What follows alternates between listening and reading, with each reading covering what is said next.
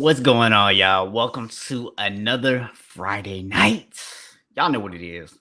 Interactive Sports Talk. It's your boys, the tag team champions, the Interactive Sports Talk, of the world. the dynamic duo. It's your boy, Box, Dynamic duo. joined as always by the man with a spotty internet, my co-host.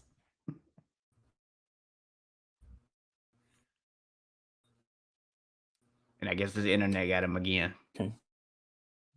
But I'm gonna go ahead and let y'all know it's Cool McCain, and we are the Play Callers.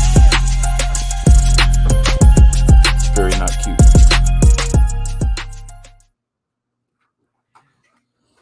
What's going on, y'all? Cool, man. Know you're having some internet issues going on tonight, and we'll work around it as best as we can. But crazy week of sports that we get to talk about, man. NBA All-Star Weekend. A lot to dig into on that for sure. Also, we're going to talk about this Juwan Howard situation and some of the stuff from that. We got some major announcements to make tonight as well about the future of the play callers. So pretty excited about all of that stuff. And of course, as always, anybody joining us in the chat tonight, we're going to interact with you live. So that's what we do. So where do you want to start, sir? Would you like to kick this off sir. with this? Are you able to hear me? Yeah, I can hear you. You're a little bit delayed, but I can hear you. All right. 1 second, I'm gonna fix all that. Okay.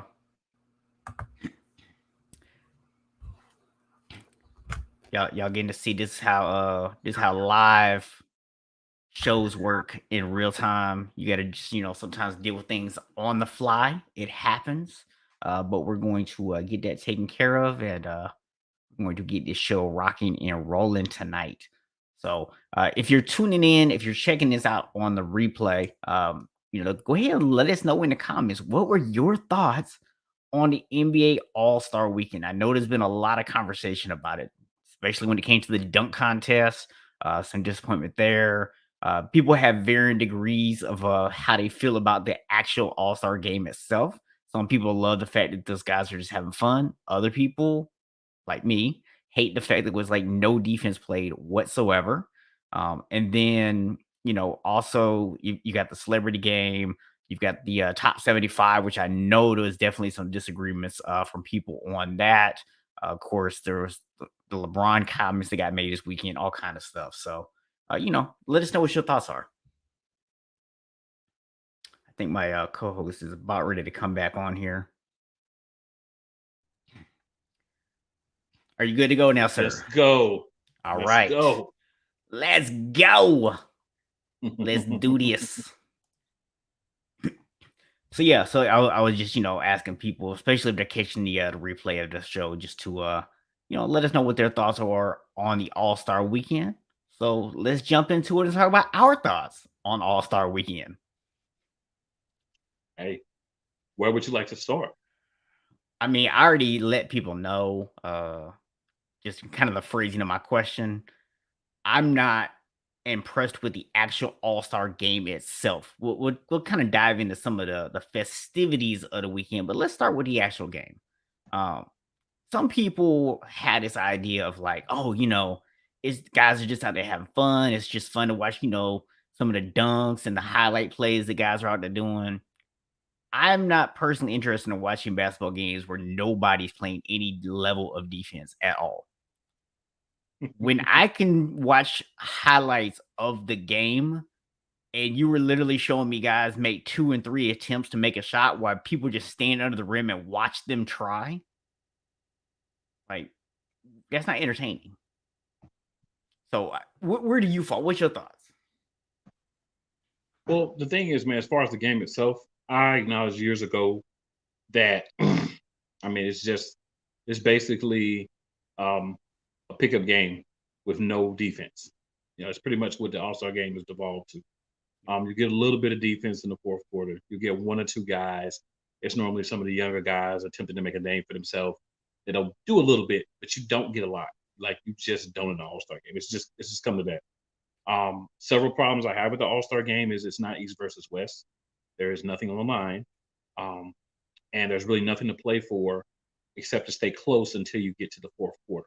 Some people will argue, well, it was a close game every quarter. That's because both teams were just jacking up shots.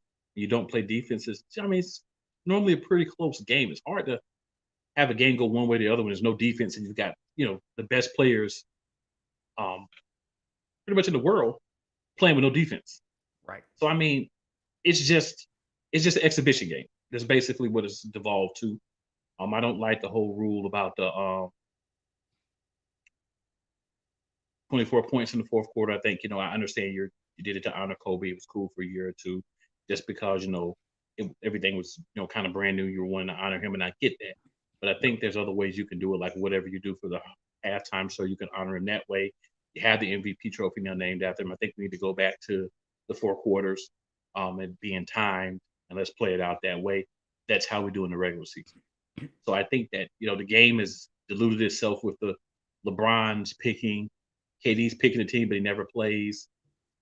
We vote for 5 starters for the East, 5 starters for the West, but they're not necessarily starters because it depends on who picks them in this bogus draft. So it's just a lot of things that I don't like about the All-Star game. But once you get out there, you see them playing it. So, for people who just want to see offense and want to see spectacular plays and guys rack up a lot of points, they love it. Yeah. Yeah. Shout out to Joe also. Appreciate you watching the show. Appreciate that, Joe. Yeah, I mean, I think like you kind of hit it, man. It's a pickup game with no defense. And you're talking about the best players in the world. So that's not really for me entertaining to watch. And I agree. We have a little bit different feelings on the draft. I don't mind it so much. I don't like it, but I don't hate it. I know you hate it. Hate it. But the game itself, I mean, I agree. The first year you did the whole 24 thing. That was cool because of the fact you're honoring Kobe that first year, but that's no longer really serving a purpose. Like you said, there are other ways you can do that. You have the MVP trophy named after Kobe, so you have found other ways to honor him. I don't think that the 24 thing is currently serving you any longer. I think you need to go ahead and move on from that. It should have only been a 1-year thing in the first place. I could see maybe 2 just because of COVID and everything. You didn't want to kind of change it there, but we're back to some semblance of normal. Most states are going back to, no mask mandates, things like that. So it's time to let that go, man. It's time to just move on. Let's get back to what made the All-Star game better. East versus West, I think it'll get a little bit more chippy. You'll have guys wanting to kind of assert their dominance, bragging rights. We can add in that little simple piece of check it. Real talk, real quick. Very simple. You Shout out win to the All-Star game, then your team is the home team for the finals. It gives you a little something to play for. Yeah. Shout out to one of our partners over at Sideline Sports, the Gauntlet podcast. Appreciate y'all tuning in tonight. Yes, sir. Check them out, man. It's a good show too. So look, man, we could sit here honestly and complain about all kind of stuff when it comes to All-Star Weekend. Yes. And we will complain about some more stuff before we finish this topic. Yes, we will. But I want to know, what part of All-Star Weekend did you actually enjoy? Hopefully you have an answer that's positive for this. The Rising Stars games, I actually thought were great because they were timed. It was 50 points for the first 2. The winners of the first 2 played 25 points, no clock. I like that for the young guys because it gives them the stage. It allowed a lot more of the young guys. You included some guys from the G League. So it allowed a lot of those young guys to get that opportunity to be seen. The G League guys, we don't see. Some of the guys from the other teams like, Kate Cunningham and different guys. I could go through a whole litany of names. We only have an hour though, so we're not going to do that. But a lot of young guys that are freshmen, rookies in the league and then sophomores in the league, they got an opportunity to be seen that they wouldn't have gotten in the 4 players from the G League at night. So I thought that was a really good part. They were competitive games. They came down to the last shot. Both teams in all 3 of the games kind of a lot of silly plays that you expect from young guys. And it gave them the opportunity to be seen without needing to be included with the veteran players. So I was really excited about that part. And the other part I loved about that was that they had all a mentor because they had one of the players from the top 75 Yeah. that were the mentors or like the captains of their team. So they got to pick those guys' brains as well. So I Yeah. really like that part. But other than that, man, there's not really a lot that I was impressed with. Yeah, actually, man, I enjoy, and I know we talked about this actually before the All Star Weekend. I actually enjoyed the celebrity game. Shout out to Miles Garrett was out there balling.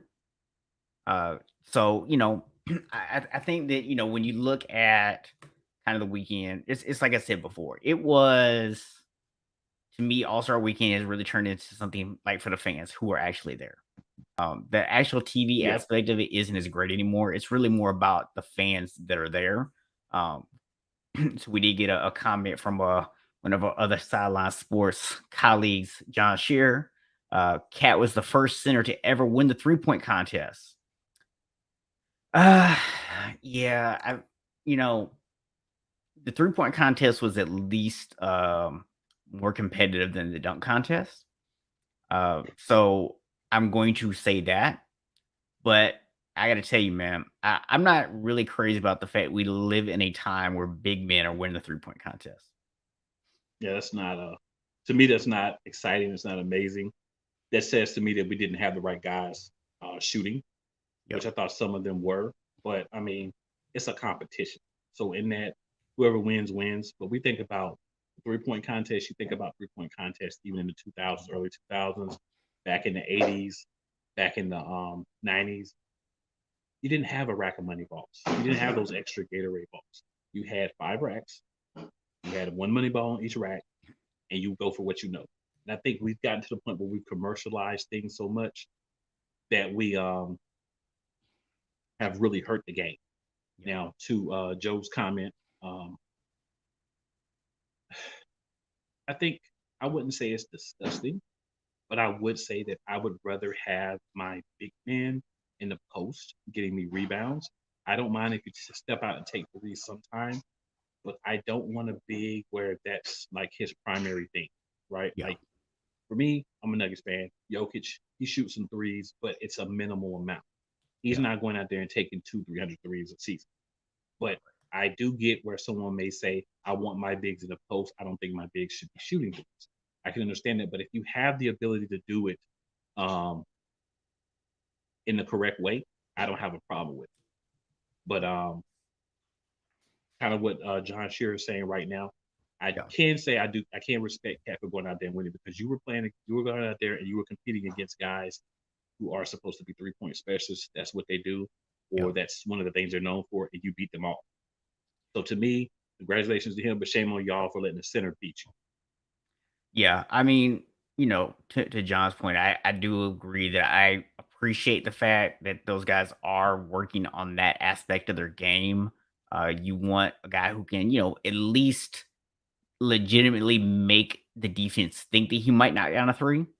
Because that, it used to be with centers, if they got caught outside at that 3-point line, nobody was even guarding them.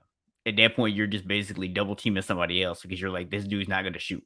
So I think that it is good when you have a big man who can knock down the occasional three. But, to Joe's point, I don't want my big man living out there. I want my big man in the paint wreaking havoc, man. That's what I want. You know what I'm saying? Like, get down there and do your job, big man. You can't get double doubles if you're not in the post bank. You know, now basketball now is all style, no more toughness, flopping, flippity flop flop, and fry. My friends play in Philly trade me leg kicks like rockets. To be honest with you, Joe, everything I you wonder just who that said, comment is toward. I don't, I can't disagree with you. Um, it's kind of a shame to a point to where the NBA has went. That's a whole other conversation that we could have that could take up the entire show and we wouldn't be finished with it. But to make it quick for me, I'll just say I totally agree. And I think we need to go back to more old school, more let's let them bang a little bit, let's let them push a little bit. If you flop, lay down. If you stop Yep. calling the flops, the flops will stop. Period. Hmm. That's Yeah. on the referees. Yep. Back in the days, man, and I hate to sound like that old dude, but even going back to like the 90s, the early 2000s, you know what happened if you flopped? you get stepped on. That's what would happen Yep. if you flopped. And guess The best what? case Wouldn't be no scenario foul would for it be either. exactly the best case scenario would be somebody ran beside you because they didn't want to hurt themselves, Yeah. but Somebody you were might not getting jump a over call. you. Yeah. They might jump over you if you're lucky. That's about it, yo. Yeah, if something didn't broke or you didn't bleed, you weren't getting fouls back in the days. Too many fouls now. That's one of the reasons why the scores have run up. And again, there's so much you can say on that topic, and I completely agree with you, Joe. I Yeah. want to see the game have a little bit more toughness to it, Yeah. but it's a different generation, man. These guys now, I don't think they can handle it. I miss that old school Marv Albert and one call. You know what I'm saying? Like guys going to paint, get bodied up, and finish Mhm. the shot and get that 3-point opportunity. Those were some of the most exciting plays in basketball. Yeah, Now you got dudes when you heaving up got from midcourt before they even get covered. man, when you got rid of the ability to handshake, and you made that little circle inside, where no matter what happens, if you're inside that circle, and then the person even runs into you, it's still a blocking foul. That's when Yeah. things got. Joe, to your point, that's because Patrick had one really big problem. His name was MJ. And then when MJ wasn't there, you had the Dream and the Glide. So, Yep. and don't forget that was the birth of Big Shot Rob. So Big Shot Sam, Rob. Yes, sir. Sam. Not Big Shot Rob that watches our show, but the other Nah, Big Shot Rob. nah, that's Bron Brady, whoever it is, whoever that. Yeah, just want to specify that. Yeah, All he right, reminds me of so another guy we have um, in our network, but I digress. yes. So let's actually jump to this dunk contest. I'm not gonna ask you what your thoughts were on the dunk contest. I'm gonna ask you Gotta what we take a need to breath. do to fix it. Gotta take a breath.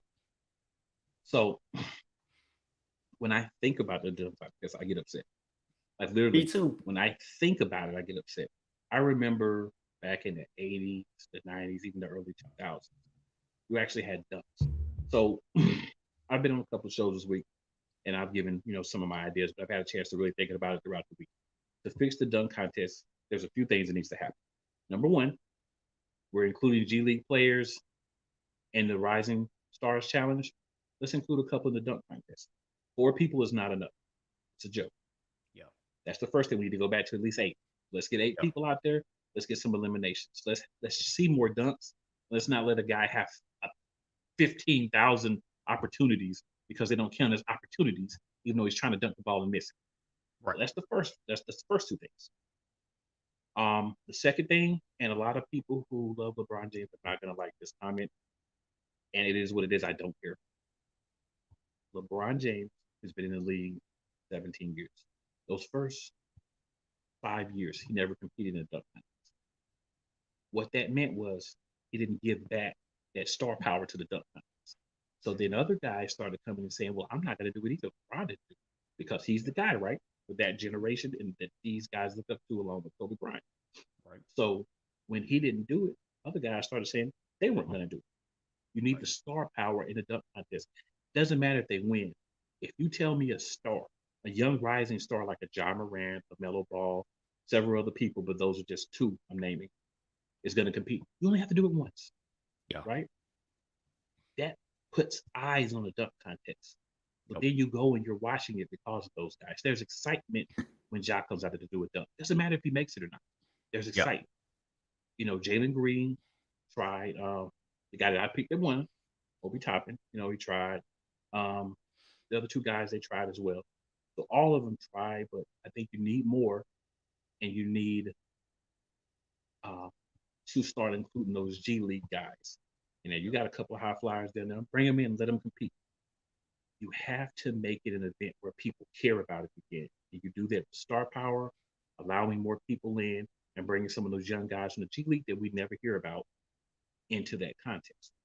That's what has to happen.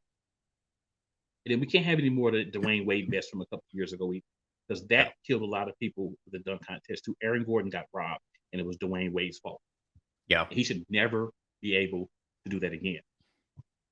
Yeah. I mean, I don't disagree with anything you just said. You know, especially when you think about the star power. we grew up in a generation where we had stars in the dunk contest, and not just one star, like multiple stars. So, like, if you ask anybody who's in their 40s, like what their favorite dunk contest memories are, they gonna talk to you about like Jordan, Dominique, and Spud Webb, and and even guys who weren't necessarily stars, but had like spectacular dunks or like brought out innovative things like D Brown, Harold Miner, Vince Carter. Like these are the guys that we saw and the dunks that we saw, and that's what made the dunk contest so exciting for us. It was guys who were stars or guys who were like real true high flyers going out there doing amazing things. Which kind of brings me to my other point. I personally think, and I'm just adding this to your list, that we need to do away with the props. Just Yes. get rid of them because you got guys out here, they're trying to do dunks that they're not capable of doing. And yeah, if you could pull this off, it would be amazing. But nobody's pulling this off. Like dudes over here trying to jump over like 6 fire trucks and dunk or some craziness, and it's like you can't pull that off. What are you doing? This past year, Cole Anthony trying to dunk in Tim's. Why? Cole Anthony, why? Like, I agree to that. And you had mentioned that point earlier this week. That's why I didn't make the point earlier, because I knew you had mentioned it earlier this week. The thing is, we need to go back to the essence of the dunk contest. It's beautiful dunks. It's not props. It's okay if somebody hold a ball for you, somebody throw you an alley. We've gotten to the point where every year almost people want to dunk over Taco Fall, dunk over this person, dunk over that person. Let's go back to being creative. It can be a rehash of a dunk from the 80s or the 90s. It's all good, Yeah. right? Just dunking, the art of dunking. That's what should be being graded, the art of dunking, and not if you do a prop, not if you do something quote unquote amazing or spectacular. Yeah. So So for you, I'd say paying them to do it doesn't matter. These guys are NBA players. You're not going to give them enough where it's going to matter. Pay them a little bit of money. I don't know if you saw the John Shearer's comment before that, but he was saying like, hey, if guys don't want to do it, bring in some professional dunkers. You've got guys out there who do like these like mixtape highlight video type stuff who, they're never going to play in the NBA, but they do really creative things with dunks and stuff like that. Bring some of the people in and let them do it. At least then you'll get some entertaining dunks. I wouldn't mind bringing, one of those guys in. Maybe I wouldn't want to have a contest full of them. But if you want to bring one of those guys in, a couple of G League players and then the NBA players, I wouldn't be opposed to that. But Yeah. I would say we should tap the G League first, because I think there's a lot of talent there as far as just dunking. Because remember, a lot of those guys in the G League, they have particular specific skills. They just don't have them all. That's why they haven't made it to the NBA. Yeah. And I think the point you made about LeBron earlier is a valid one. It would be nice if maybe somebody decided to flip that because you're right. I mean, LeBron was the first guy who came in who was a star who was just like, I'm not going to do the dunk Like, contest nah. at all. Just Yeah. never going to do it. hmm And like you say, he could have just did it once. That's all he had to do is one dunk contest. That's all he had to do. Yeah. People talk about like, players don't want to do it because they'll get injured and then it'll affect their contract. Here's the thing: if you do it in your first, second year, you have years before you're going to come up for your first contract. Just knock it Yeah. out once and get it out the way. If you win, you want to come back. Cool. All I'm saying is give back to the game a little bit. Give back to this portion that needs it. That's what people don't understand. These stars, these young stars, the dunk contest needs you to give back to, because it can't continue the way it's going. It's got to the point where people don't even care. Shaq is sitting over there like he about to sleep. Got Kareem got up and left. Right? Fans were not into it. You have to make changes, and something needs to be done immediately. NBA, if you're watching the game, and hopefully you come across this somewhere, do better. Do us Bro. all a solid and do better. What you're doing now is garbage. Fix it. Bro, if you need extra time to figure out how to fix this, I'm okay with you not even having a dunk contest next year. At the point that I actually saw someone legitimately say that maybe the NBA should consider putting the 3-point contest on last. That's a sad thing to say, bro. Because the dunk contest used to be the highlight of All-Star That should be what Weekend. you talked about, Brett. You didn't even the game itself was like secondary. It was the dunk contest. And I want to say this: the skills challenge that they put on, straight trash juice. So what are your thoughts on John's question here? Will we see John next year? That depends. We should, but will we? I don't know. Yo, that's up to him. But that's exactly when you talk about these young That's what we stars who need. need to do it. He's a perfect example of the young guys we need out there. If he gives us a dunk contest, people gonna watch that next year. And look, I think I'm gonna go back a little bit here too, and I'm gonna let you talk about the skills challenge because I didn't get to see it. I was working, so I'm gonna let you comment on it because I know you already told me it was hot garbage. But here's the thing: you got a guy like Cat who should have probably been at least trying to be in the dunk contest, and to say he's out there in the 3-point contest. Yeah, that's another problem. You know, we're in that era where everybody wants to be a 3-point shooter, Mhm. and that's kind of unfortunate because the best 3-point shooters shoot around 40%. You could Yeah, go inside and make up the difference of points, banging in the post. You know, working on the mid-range jump shot, the shot that's almost disappeared from the NBA except for a few people. yep, It's just, I mean, I can't understand how it got here. I kind of know, but I just don't understand how it got to the point. We had so many guys back in the day. They could shoot. Like when you think about the early 2000s, you had guys that could shoot. They still would rather do the dunk contest than 3-point. yeah, You got a big man, a solid big man who got some hops. Kentucky boy from the university. What does he want to do? 3-point contest. yeah, That tells you where his mind state is at. And there's no disrespect to him because he's not the only one. He's just the one that right, competed. yeah. But it's just a different world, man. And it's kind of disappointing, you know, because these guys could do so much more, and that's what they choose to do with their games. It's just a little disappointing. So John Scher asked, can they do anything to spruce up the 3-point contest? Yeah, take away all them bonus balls. Let them go out Yep. there and work for it like they did back in the day. Either you make the shot or you don't. And then at the end of the day, put enough guys in there that actually can shoot. Like we've had a lot of years where you've had one or two guys that really are good shooters, and then you've had some other guys just put in there, right? Mhm. And really try to get the top shooters in the league to compete in the 3-point contest. Just have like a good 8 guys where all of them are real threats to win. Mhm. That would fix it. Yeah. Yeah. I mean, just get rid of the gimmicks, man. That's I think the Yeah. bottom line of what we both really feel here is get rid of all the gimmicks. Because there were So guys back in the day that could make um there were guys back in the day that could make 30, 40 points with the regular balls. They didn't need all this extra stuff. So if they could do it, why can't they do it now? They're supposed to be better athletes, better shooters, and all that now. So how can they not do what they could do back in the days in the 80s and 90s? I mean, you could definitely do head to head, John. You could do you could break people into pairs Yeah, and have have them that's 2 compete. courts, Yeah. that's 2 goals. Yeah, you can do it. Yeah. So I mean you could absolutely do that. I think that would be interesting. You could create a little bracket and make people go head to head like that. You can get more So people in if you were to do that too. yeah. So, I mean, definitely any little things like that I'm cool with, but let's get rid of all the gimmicks. Let's get rid of the money balls. Let's get rid of the props in the dunk contest.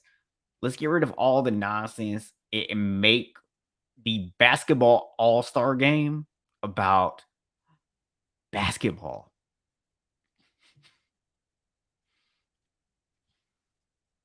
Yes, definitely.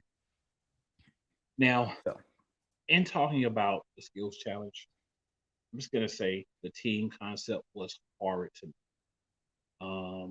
Team, I guess Team Giannis or Team Antetokounmpo, him and his 2 brothers. There was no way that they were going to win.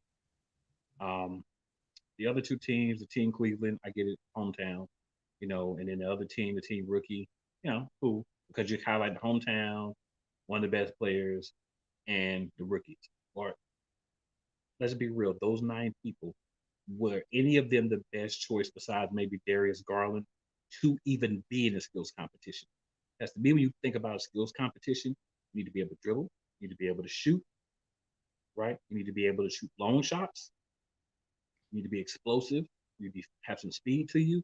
There's a lot of things that different people were lacking. I'm not going to go into anybody because, again, I always say this: all 9 of those guys could dust me in all those competitions.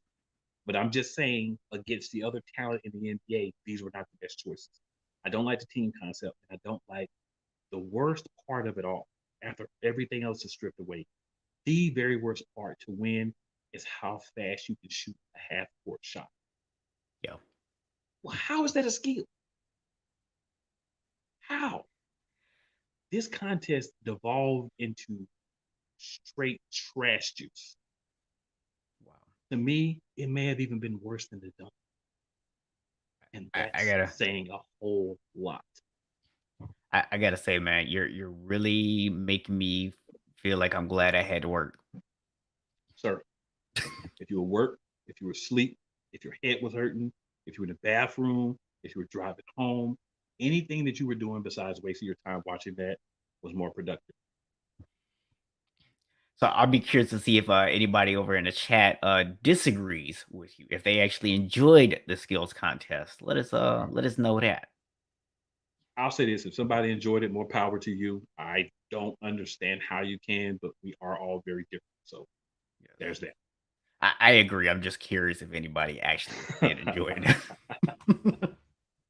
Hey, something's for everybody. Yeah, man. There's always something for everybody, man. We've had that. Yeah. I know you pointed this out earlier about changing the All Star game back to East versus West.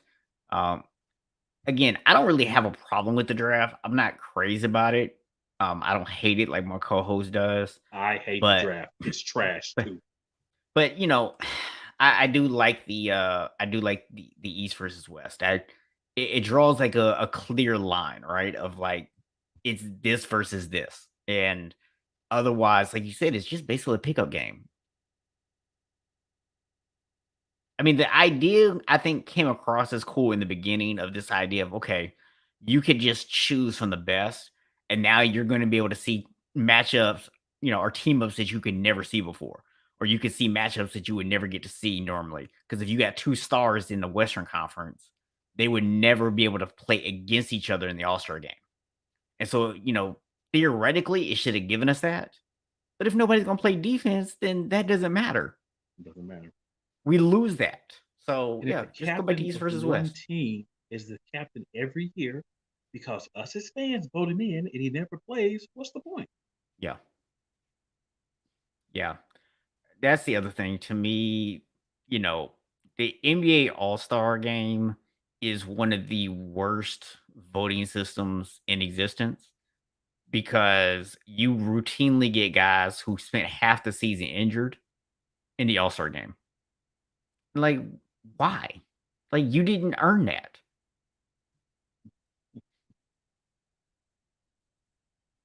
And you certainly shouldn't be the captain. And the captains are voted by the fans. Appreciate the love, Joe. Definitely, Joe. Thanks for that. So, real quick, man, we're going to take a 20-second station identification break, and then we come back. We're going to talk about this Juwan Howard situation. Let's go.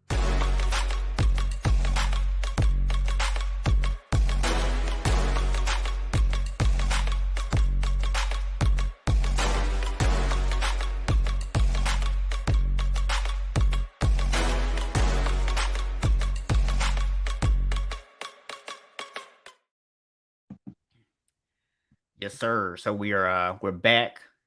Appreciate the love also from John saying he's loving the content. So let's talk about this Juwan Howard thing, man. So for those of you living under a rock and you have not heard, um, Juwan Howard was upset because while Michigan was being blown out, there was a late timeout called because the backups were on the court and getting pressured, and the coach basically called a timeout to keep them from looking bad, which apparently set Juwan Howard off and led to a post game altercation in the handshake line. So what are your thoughts on this whole situation? First of all, you made that sound a lot better than what really happened. I mean, I was trying to get the factual parts first, and then we'll dive into the underneath stuff. So I want to start off with the suspensions. I don't have a problem with Juwan Howard being suspended. You basically open-handed pimp slap somebody on the other team. Thankfully, it wasn't close. If punch, you might be in jail. Um, but I do have a problem with the instigator of the altercation not getting suspended at least one game. So my thing is this: Juwan Howard reaction was ridiculous and totally out of line. I am not going to try to defend him. But if you're going to suspend him 5 games for his reaction, then the action that caused that could have been avoided should also warrant some sort of suspension. That's my take on it. Um, Obviously not the same because actually slapping somebody, you deserve more of a suspension than setting off, getting some of your players involved, getting them upset because what? You're the leader of your players. So if you slapping people, then obviously there's gonna be a few players like coach slapping people. I'm about to do it. So Yeah. from that aspect, there has to be repercussions for Juwan Howard. But you can't instigate that. I felt like from looking at it several times, he went up, he had the little altercation with the coach where he was saying, "No, we're gonna remember that, whatever, whatever." And then Yeah. he's like, he was trying to walk off, and the dude grabbed his arm. Yeah. So I feel like, you could say grab, touch, however you want to use it, but leave the guy alone. He's upset. Leave the guy Right. alone. It feels like instigation there, and that should be punished. Maybe I'm seeing it different through some glasses that are rose colored, but that's what I saw, and that's my take on it. Again, just to clarify, what Juwan Howard did, you cannot do. But you can't instigate someone that you already see that there's anger from him saying, "We're going to remember that when we see you again." So clearly it's there. Also, just want to quickly add, it feels like there's something deeper there than just what happened right there. It feels like there's some tension there between those guys. That's not enough kind of what happened. So it feels like there's more that we may not know about. Yeah, I mean, it's hard to know what else may be going on there. This might be like a longer term beef between these guys or whatever the case may be. Uh, my only thoughts on the suspension is I wonder, because there's only those 5 games left, that they could actually suspend Jawan Howard. Did they want to suspend him for a longer period? And maybe they felt like because they were only suspending him 5 games, proportionately suspending the other coach even 1 game wouldn't have made sense. Is maybe what their thinking was. I don't know. I'm Hogwash. just kind of throwing out some speculation on why they might have felt that way. I'm not necessarily saying I agree with that. Uh, John said, he hit the guy. They didn't call the timeout. Yeah, Yeah, like I said, I'm not saying, again, John, I'm not saying that he doesn't deserve his suspension. I'm saying the person who instigated it also should get a suspension, even if it's just 1 game. I'm not saying that, because here's the thing, it doesn't matter if he hit the coach that started it, another coach, the athletic trainer, athletic director, as long as it was a student. Doesn't matter who he hit. You yeah, can't do that. But you right. don't instigate someone when you know that they're already upset as well. That's something that you shouldn't do as well. Yeah, So that's why I'm saying there should be some suspension for the coach who instigated. I understand he was not the guy who got the pimp yeah. stop. Now, the follow up question for this, been hearing this conversation a lot this week. Should we just get rid of the handshake line?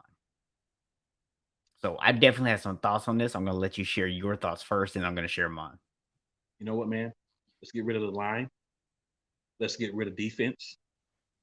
Let's get rid of out of bounds. Let's get rid of double dribble. Let's make sure that everybody's feels good when they leave the court. Um, you know, let's actually just all play on one team and we'll just take turns scoring on each basket. And then whichever basket you scored the most on, we'll assign it to a team and let them win. Let's have water breaks every 5 minutes. Um, let's make sure that we play happy kumbaya music during the games. Let's get rid of out of bounds. Let's lower the goals to about 7 feet so everybody can dunk and make shots easily. Let's make the games shorter and let's make the shots 7 and 10 points. Let's do all of it. So if we don't want to teach people to deal with any kind of adversity, how to win with grace, how to lose with grace. Let's just get rid of everything. What's the point? I don't have a sarcasm button that I can display on the screen for people. But if I did, I would definitely just put it up. Here's the thing. To John's point that he just made, you're a leader of young men. You should have been professional. And for me, that's where this whole argument about the handshake line comes from. Here's the reality. A lot of these young people today are not being taught how to deal with adversity in life. Okay. Now, I'm not going to sit here and be the old man and be like, oh, our way was so much better and everything should go back to the old days. And, there's probably things that we grew up with that have improved for the better. But there's also things that I think have gotten worse. And I think one of the things that's gotten worse is we've stopped teaching people how to deal with adversity. And things like the handshake line, that's what that's really about. It's about teaching you when you win humbly. You go over there, you shake somebody's hand, you say good game. And you don't do it in a braggadocious way. You go over there and you sincerely say good game and you walk off and you go celebrate in the locker room. Mhm. And if you lose, no matter how bad you want to go over there and get somebody back, you go over there, you shake the hand, you act like a professional. And you might, be like, we're going to get you next time or something like that. But you sincerely go over there and you act like a professional. Now, the coach, yeah, you know what? That's your job first and foremost to go over there and set that example. So, like my co-host said just a little bit ago, if you gonna go out there and get mad and start leaping over people and swinging on people, what do you think your players are gonna do? They just watch their coach do this. Of course, they gonna follow suit. I mean, that's not even hard to figure out. So you have to obviously first and foremost, as a coach, do this right. And to John's point here, you win and you lose with class. And that's Yeah. why, all these people, we should get rid of handshake line. No, we should teach people how to actually deal with adversity. We should teach them to win and lose with class. We should tell them, you know what, suck it up, go over there and shake somebody's hand. And if they beat your butt and you mad about it, do something about it next time you play them.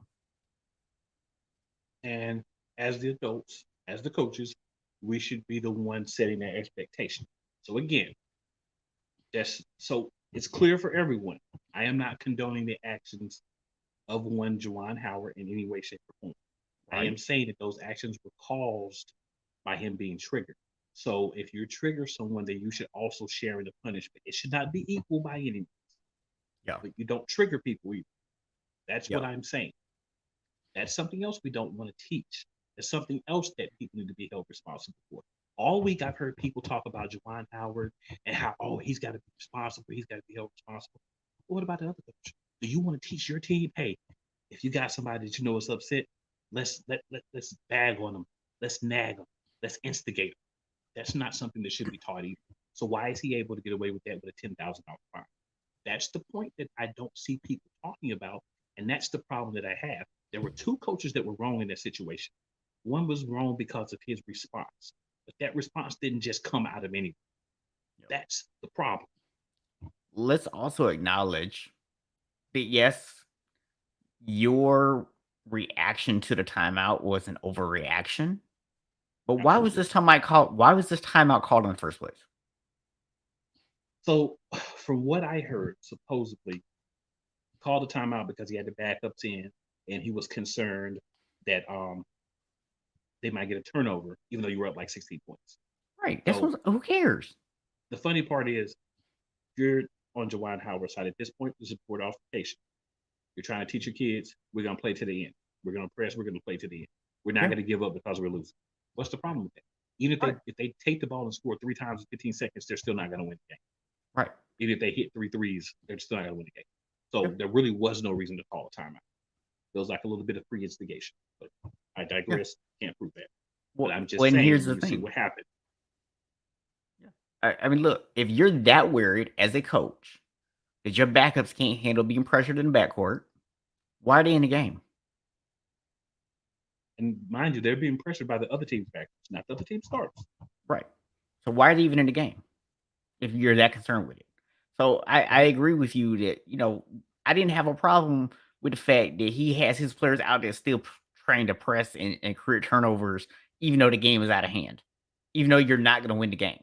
You're still out there trying to at least do something, right? So I'm personally not a fan of that timeout being called. We talked about this, I think it was last year, where we had the football game. I forget what team it was. Maybe Baltimore, where they like ran the extra play It was even when the Baltimore to game was get over. Yeah, just to get the record. that was Baltimore. And people talked about that. It's the same concept. There's a sportsmanship thing to account for here. And I think it's crazy that we only talk about one side of it. Yeah, it only applies when we want it to apply, not all the time. Yeah. You see the comment here from the Yes, I gauntlet. see that, and That's that's what I'm saying. I agree. yeah. And the thing is, it goes back to John's comment earlier. We talk a lot about losing with class, but the other side of that equation is to win with class. Absolutely, and that wasn't done. Yeah. So that's my thoughts on it. That's your thoughts on it. If anybody else has any thoughts that they want to share on that, feel free to drop those over in the chat. You know how we do. Yeah, you know how we do, man. So I know we do have a couple of announcements we also wanted to make. So I think now's a good time to do that before we head off into the final 10 minutes or so of the show here. So I'm gonna let you go first with your big news because yours is a little more definitive than mine right now.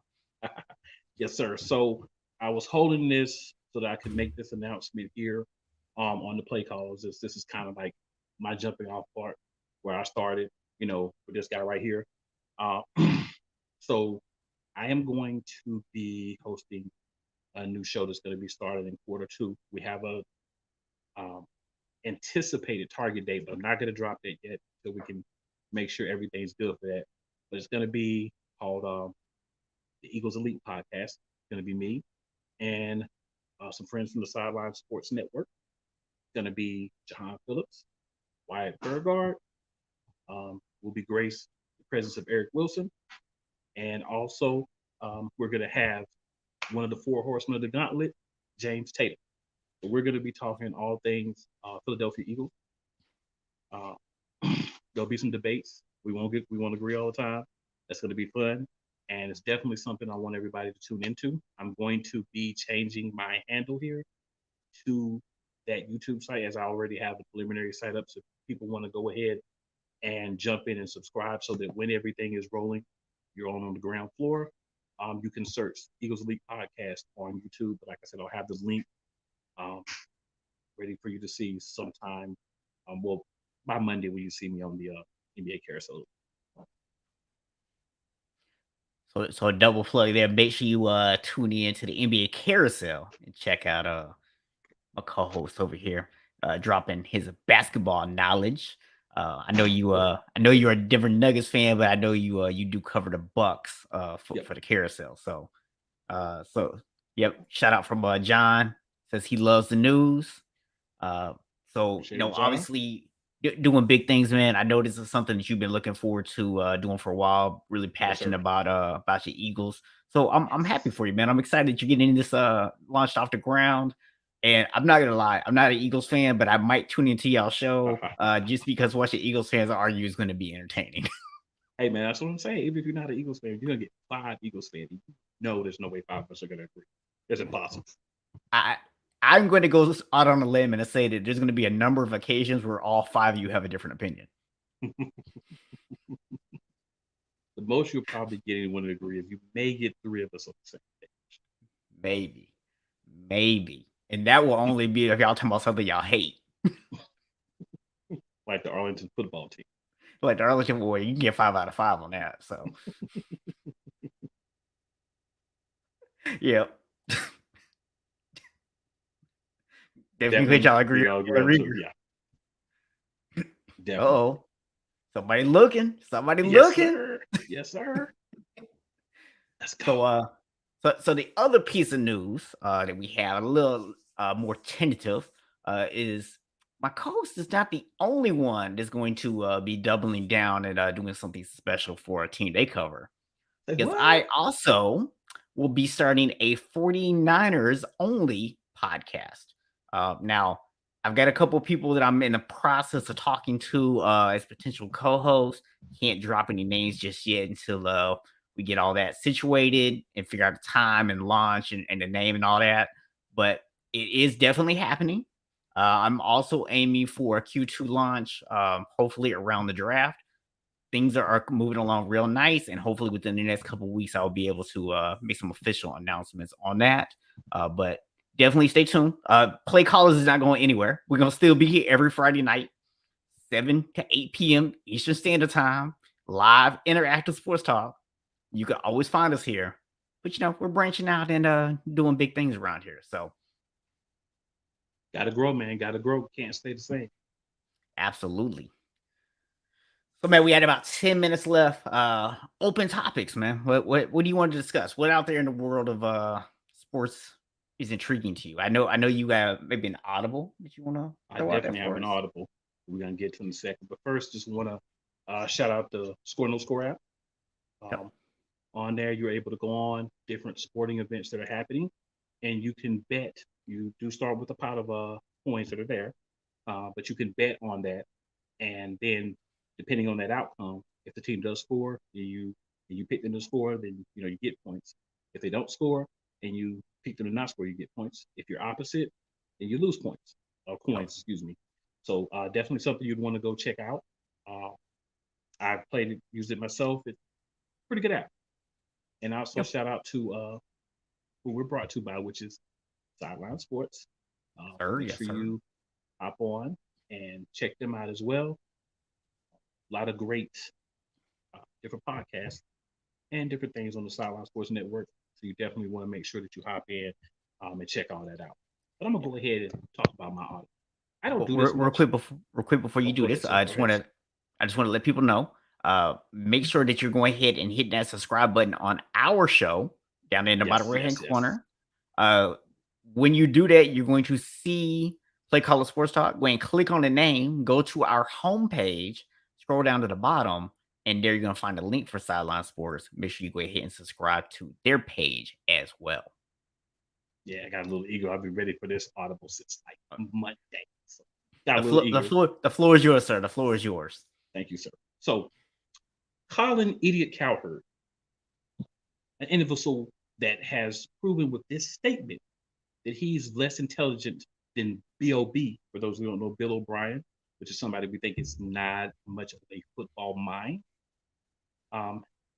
Came out and said, Philadelphia Eagles, my Philadelphia Eagles should trade our 3 picks this year and our first round pick next year and big play Slay for Russell Wilson.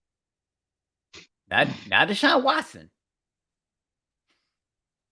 So when I heard that, the first thing I thought was, let me rewind because maybe there's wax in my ears, maybe like I'm off somewhere thinking about something else. I was like writing something at the same time. So I'm like, maybe I didn't hear that. Maybe I can hear it again. And my second thought was, this guy's has a 9, 10, 11, and 12. This guy is full of tomfoolery, hogwash, and poppycock. I wouldn't give you our our 3 first round picks this year and our first round pick next year and Darius Slay if you also threw in DK Metcalf and 2 corners. So Colin Cowherd, I know you like to say things for shock value. I know you like to say things just because you can. Yeah, you're more known and you have your own show, everything. But that's idiotic. Yeah. And for you to spew that kind of foolishness and nonsense out of your mouth, that's why I don't watch your show. That's why I don't patriot anything you do. Your podcast came up. No, anyone who has so little football sense as to tell a team that has as many holes as the Philadelphia Eagles do to trade away their future to get a guy that's going to be behind the same line. And let's be true. Russell Wilson is the same quarterback he was 3, 4 years ago. So you're telling us to give up on a future project that may or may not work. And there's a lot of Eagles fans that say, we're not able to say anything bad about uh, Jalen Hurts or people get mad and say we're racist or whatever, whatever. You don't have to be racist. You could just be ignorant no matter what race you are. When you have a young quarterback that's developing, you give him time. You have him on a rookie deal. You're able to go fill other positions. You get some of those positions filled. You take care of things. You get the defense better. You get the center that we're going to need in the future because Kelsey's probably only going to play one more year. You got to replace him. You go out, you get another wide receiver because Jalen Rieger has butterfinger hands. Mhm. And then you say, okay, we've put things around you. He has 2 more years on his rookie deal. If he can't cut it, he's gone. We'll find another quarterback. Yeah. But when you have so many holes and you're not just a quarterback away, why would you even do something so idiotic as what Colin Cowherd suggested? So, Yeah. Colin Cowherd, I'm going to say to you, you've said a lot of ridiculous and foolish things throughout the years. But as of now, your opinions on personnel for the NFL for me are below BOBs. And that, sir, puts you nowhere. Your opinion has no interest to me ever again. Stupidest thing I've ever heard. And that's why I don't respect you. So I'm also gonna call a quick audible here on another member of the media, and that is Adam Scheffler. So everyone who watches our show knows I've been saying for weeks now that if Tom Brady is going to come back, the only situation in which that happens is if he wants to have that opportunity to play for his childhood team, the 49ers. And I do find it funny that all of a sudden in the last couple weeks, a lot more people have been talking about that. So I'm not saying that everybody's watching our show, but maybe they are. So I just wanted to go ahead and put out there that I've actually been talking about that for a few weeks now before everybody else did. But Adam Scheffler came out this week and said, oh, it's not a done deal that the 49ers are going to trade Jimmy Garoppolo. Jimmy Garoppolo is a $25 million cap hit. Half of my team is free agents. We don't have $25 million to pay Jimmy Garoppolo unless we are planning to extend out a whole bunch of other people in order to be able to save that money. And I know a lot of 49er fans are freaking out about this and they don't want Jimmy back and all this. Here's the thing. If there is any credence at all to this story, it would be that John Lynch went to Adam Scheffler and said, hey, we're getting lowball offers for Jimmy G because people think we're desperate. I need you to go out there and put out a report that says we're not desperate and that we're willing to keep Jimmy if we don't get what we want. That is the only reason that anybody with any level of knowledge of this sport in the salary cap would actually come out and make such an asinine comment like we're going to keep a guy that we can't afford to keep. So that is my audible for you. We got about 2 minutes left. Want to real quickly touch on the situation that did develop with Brian Flores getting a job with the Pittsburgh Steelers. So your thoughts on that? I can be real quick. The only team that was going to give him a chance was the Pittsburgh Steelers. Shout out to them for giving him a chance. Shout out for him for saying, you know what, I'll take that opportunity and still push forward soon. And that's what he should do. Yeah. Yeah, I just say shout out to them for actually giving him the opportunity. Obviously, it's he could have obviously did much better in terms of position. And what he could have got as either a head coaching job or at the very least a coordinator job. But shout out for them for finding a space on the coaching tree there for him or in the organization. So good stuff there. I would just respond to John's comment real quick about Brady has 1 more year left in Tampa. They may want compensation. Don't be surprised if a Jimmy Garoppolo trade happens that includes a draft pick and Tom Brady's draft rights, or not his draft rights, but his rights as part of that trade. But also, do you really think that if Tom Brady went to Tampa right now and said, I want to play 1 more year, I want to play in San Francisco, I won you a Super Bowl, let me out of my contract, do you really think that the Buccaneers are not going to do it? Do you not think that they would be willing to let him go for even, like, say, a 7th round draft pick? You really going to sit there and look Tom Brady in the face after he delivered you a Super Bowl last year and tell him to go screw himself? I doubt it.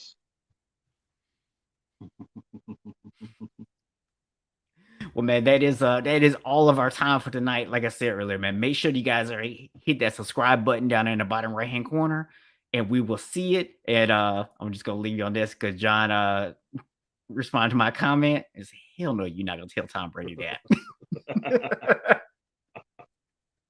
We'll see y'all next. We'll see y'all next Friday night, 7 p.m. Eastern Standard Time.